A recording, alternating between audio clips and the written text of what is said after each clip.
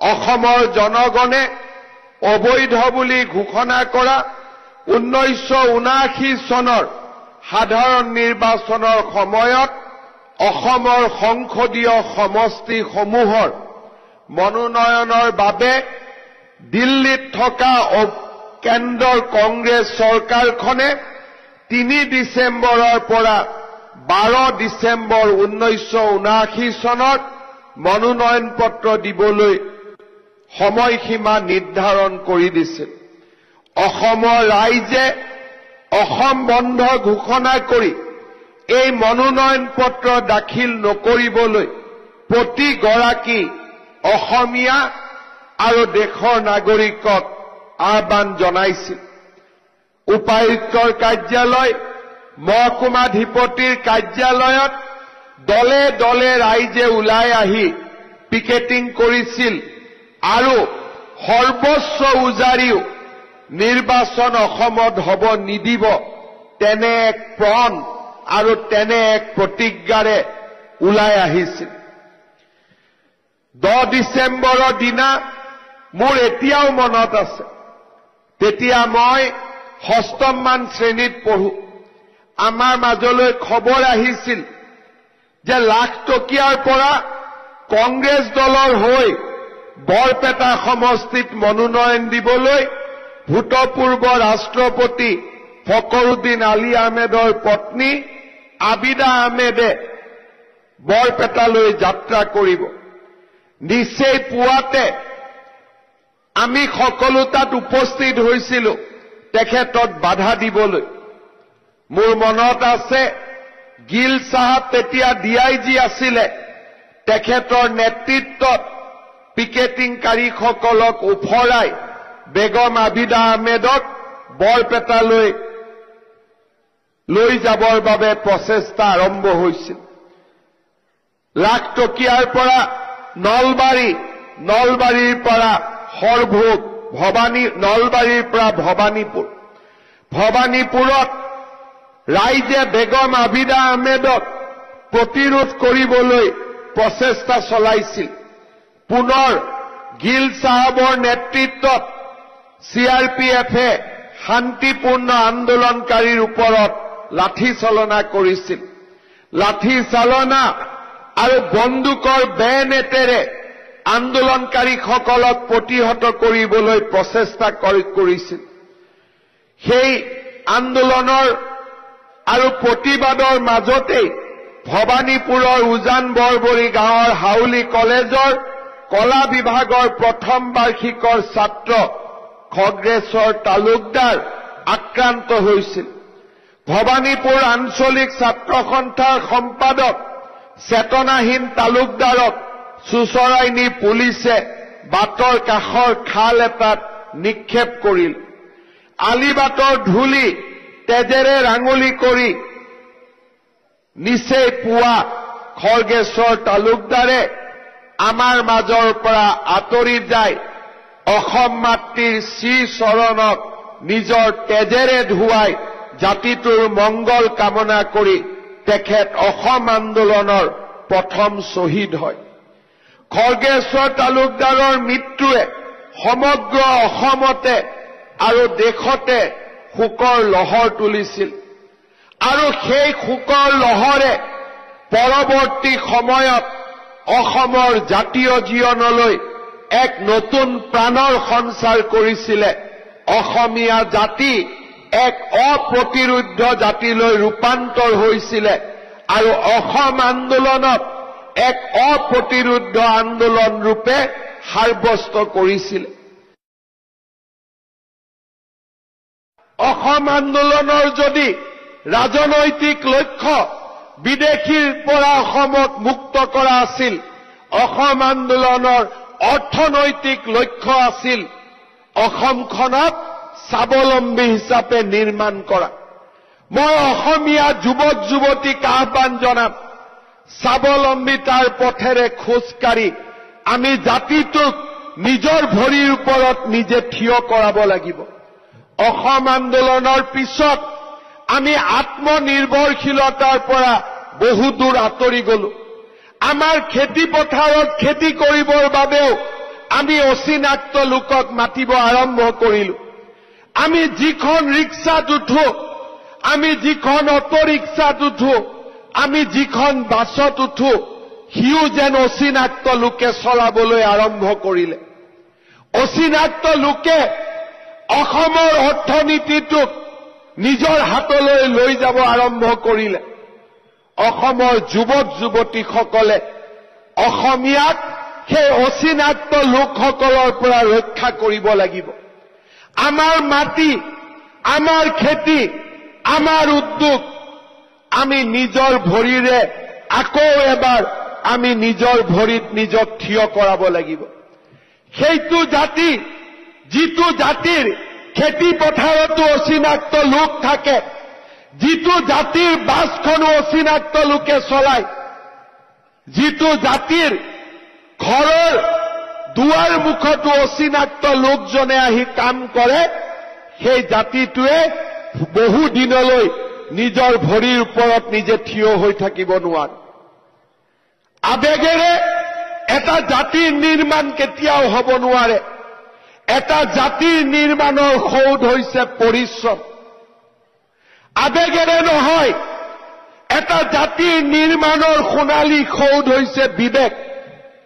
যেতিয়া বিবেকেৰে আমি পৰিচালিত হওঁ, বুকুত অদম্য সাহসেৰে আমি আত্মনিৰ্ভৰশীলতাৰ ফালে আগুৱাই যাওঁ, তেতিয়া সেই জাতিটোৰ ভৱিষ্যতক কোনেও ধৰি ৰাখিব নোৱাৰে। মই অসমৰ যুৱক যুৱতীসকলক আহ্বান জনাম,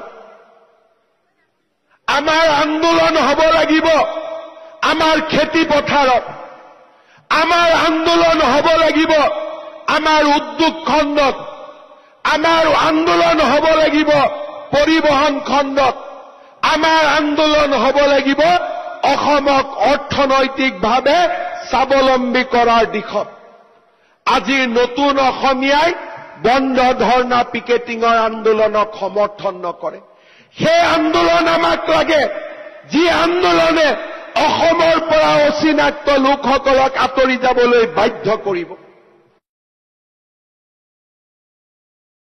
এইখন চৰকাৰে অসম আৰু অসমীয়াৰ স্বাৰ্থ সুৰক্ষা কৰাৰ বাবে ন্যায়াধীশ বিপ্লৱ শৰ্মা কমিটিয়ে প্ৰদান কৰা পৰামৰ্শবিলাকৰ উপৰিও আৰু পৰামৰ্শবিলাকতকৈও আগবাঢ়ি গৈ আমি জাতিটোক সুৰক্ষাৰ কবচ পিন্ধাবলৈ আমি সিদ্ধান্ত গ্ৰহণ কৰিছো।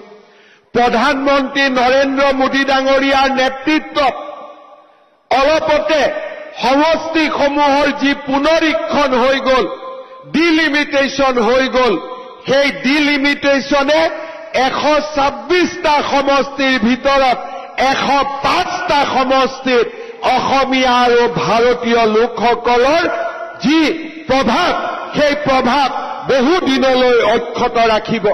যোৱা 3টা বছৰত 10,000 হেক্টৰ ভূমি উদ্ধাৰ কৰাই হওক, ডিলিমিটেশ্যনৰ প্ৰক্ৰিয়াক আমি পূৰ্ণ কৰাই হওক, বা অথবা চৰাইদেউ মৈদামলৈ বিশ্ব ঐতিহ্যৰ স্বীকৃতিয়ে হওক, দিনে নিশাই প্ৰতিটো পল, প্ৰতিটো মুহূৰ্ত আমি জাতিটোৰ বাবে কাম কৰি যাবলৈ আমি সকলো প্ৰকাৰৰ প্ৰচেষ্টা অব্যাহত ৰাখিছো।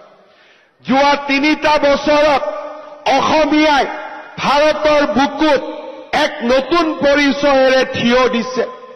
কৰবাত যদি আমি আমাৰ পৰিচয়ৰ বাবে ৰাজনীতি কৰিছো, যদি আমি আমাৰ আইডেণ্টিটিৰ বাবে কৰবাত আমি পলিটিক্স কৰিছো, তাৰ লগে লগে আমি বিকাশৰ কৰ্মযজ্ঞখনতো আমি নিজক নিয়োজিত কৰিছো। মই মুখ্যমন্ত্ৰী হোৱাৰ পিছতে প্ৰথম সাক্ষাৎকাৰটোতে কৈছিলো যে এহাতে আইডেণ্টিটি আৰু এহাতে ডেভেলপমেণ্ট। মোক সেই বিকাশ নালাগে যি বিকাশে অসমীয়াৰ অস্তিত্ব লোপ কৰিব, আৰু মোক তেনে বিকাশ, তেনে মোক পৰিচয় নালাগে যি পৰিচয়ে মোৰ জাতিটোক বিকাশৰ অগ্ৰগামী ৰাস্তালৈ লৈ নাযাব। মোৰ প্ৰতিশ্ৰুতি আছিল এফালে অসমীয়াৰ পৰিচয় আৰু আনহাতে অসমলৈ ভাবিব নোৱাৰা উন্নয়নৰ ঢল। আজি 3টা বছৰ পিছত আপোনালোকৰ সন্মুখত থিয় হৈ আমি ক'ব পাৰো যে আমাৰ আইডেণ্টিটিয়ে হওক, পৰিচয় হওক, সেই ৰাজনীতিটো আমি আগবাঢ়িছো আৰু বিকাশৰ ৰাজনীতিটো আমি আগবাঢ়িছো। প্ৰধানমন্ত্ৰী নৰেন্দ্ৰ মোদী ডাঙৰীয়াৰ নেতৃত্বত আজি অসমৰ চাৰিওফালে বিকাশৰ ঢল। আজি বিকাশত অসম ভাৰতৰ শ্ৰেষ্ঠতম ৰাজ্য হোৱাৰ ফালে গতি কৰিছে। এচাম নতুন লোকৰ সৃষ্টি হৈছে, যিচাম লোকে পাহৰি গৈছে কাৰ প্ৰৰোচনাত, কাৰ গুলীত আৰু কাৰ দমনমূলক নীতিৰ বাবে 800তকৈও অধিক যুৱকে এই অসম ভূমিৰ পৰা আঁতৰি যাবলগীয়া হৈছিল। অসমক ভাল পাওঁ বুলি, অসম আৰু অসমীয়াৰ ভৱিষ্যত সুৰক্ষিত কৰিম বুলি এচাম দেশপ্ৰেমীকে আজিও আমি দেখা পাওঁ সেই অসম আন্দোলনৰ শ্বহীদসকলৰ হত্যাকাৰী কংগ্ৰেছ দলৰ ওচৰত নিৰ্লজ্জভাৱে আত্মসমৰ্পণ কৰিছে। তেওঁলোকে পাহৰি গৈছে যে সেই ইন্দিৰা গান্ধীৰ নিৰ্দেশতেই আজি আমাৰ অসমৰ পৰা 800জন শ্বহীদক অসমীয়াৰ বুকুৰ মাজৰ পৰা কাঢ়ি লোৱা হৈছিল। আজি তেওঁলোকে পাহৰি গৈছে যে সেই কংগ্ৰেছ দলৰ কাৰণেই আজি প্ৰতিটো দিনাই অসমীয়াই নিজৰ অধিকাৰ হেৰুৱাইছে। আজি অসমৰ 12খনতকৈও অধিক জিলাত আমি সংখ্যালঘুত পৰিণত হৈছো। আজি মই সেইসকল দেশপ্ৰেমিকক, তথাকথিত দেশপ্ৰেমিকক সুধিব খোজো কি কংগ্ৰেছ দলে যোৱা স্বাধীনতাৰ পিছৰ পৰা অসমীয়া জাতিক দুৰ্বল কৰিলে, লোকপ্ৰিয় গোপীনাথ বৰদলৈয়ে যি আধাৰ নিৰ্মাণ কৰিছিলে সেই আধাৰক মষিমূৰ কৰি পেলালে। আজি সেই দলক শক্তিশালী কৰি আমি কাক দুৰ্বল কৰিব খুজিছো? আমি আমাৰ নিজৰ জাতিটোক দুৰ্বল কৰিব খুজিছো, আমি আমাৰ নিজৰ সমাজখনক দুৰ্বল কৰিব খুজিছো আৰু অসম আন্দোলনৰ সেই ঐতিহাসিক ত্যাগ আৰু ঐতিহাসিক আন্দোলনটোৰ যি আত্মা আছিল সেই আত্মাটোক আজি আমি পুনৰ হত্যা কৰিব খুজিছো। দেশপ্ৰেমৰ মূল্য কোনোবাই কাৰোবাৰ লগত বুজাবুজি কৰি চৰকাৰ গঠনতে শেষ হৈ নাযায়। চৰকাৰ গঠন কৰাৰ পিছতো মানুহে সাহসেৰে সৈতে অসমৰ শত্ৰুৰ বিৰুদ্ধে যুঁজিব লাগিব। অসমৰ শত্ৰুৰ বিৰুদ্ধে যুঁজি এই জাতিটোক আমি যিমান দিনলৈ পাৰো সুৰক্ষিত কৰি ৰাখিব লাগিব। আৰু সেয়েহে হাজাৰ সমালোচনাৰ পিছতো আমি সাহসেৰে গৰুখুটিয়ে হওক, কচুতলিতে হওক, আমি অসমীয়া জাতিৰ সুৰক্ষাৰ বাবে আমি যিমান দূৰলৈ যাব লাগে সিমান দূৰলৈ যোৱাৰ বাবে আজি আমি প্ৰচেষ্টা কৰিছো। অসমৰ ভূমি, অসমৰ জনজাতীয় লোকসকলৰ ভূমিকে হওক, অসমৰ খিলঞ্জীয়া লোকসকলৰ ভূমিয়ে হওক, আজি আমি সুৰক্ষিত কৰাৰ বাবে আজি আমি একনিষ্ঠভাৱে সংগ্ৰামত ব্ৰতী হৈছো। মই বিশ্বাস কৰো আমাৰ অসমীয়া জাতিটোৱে যুঁজি যুঁজি আমি জীয়াই থাকিব লাগিব। আমাৰ চাৰিওফালৰ পৰিৱেশ সুৰক্ষিত নহয়। এচাম লোকে সেইসকল লোকৰ লগতে বন্ধুত্ব পতাৰ কথা কয়, এচাম লোকে সেইসকল লোকৰ লগতে মিতিৰালি পতাৰ কথা কয়, কিন্তু সেইসকল লোকক মই আজি আকৌ এবাৰ ক'ব বিচাৰিছো, শ্বহীদ খৰ্গেশ্বৰ তালুকদাৰ, শ্বহীদ ভূপেন ডেকাৰ তেজে আমাক সদায় প্ৰেৰণা দিব। সেইসকল লোকৰ বিৰুদ্ধে আমি যুঁজিম আৰু যুঁজি যুঁজি অসমীয়া জাতিয়ে জিকিব। আজি নহয় কালি অসমীয়া জাতিয়ে আকৌ এবাৰ জিকিব। তাক মই সেইসকল লোকৰ প্ৰতি মই সকীয়াই দিব খুজিছো। অসমীয়া লোকক মই ইজৰাইলৰ ইতিহাস পঢ়িবলৈ আহ্বান জনাম। মধ্যপ্ৰাচ্য আৰবৰ চাৰিওফালে এই দেশখনক মুছলমান মৌলবাদীসকলে আগুৰি ৰাখিছে।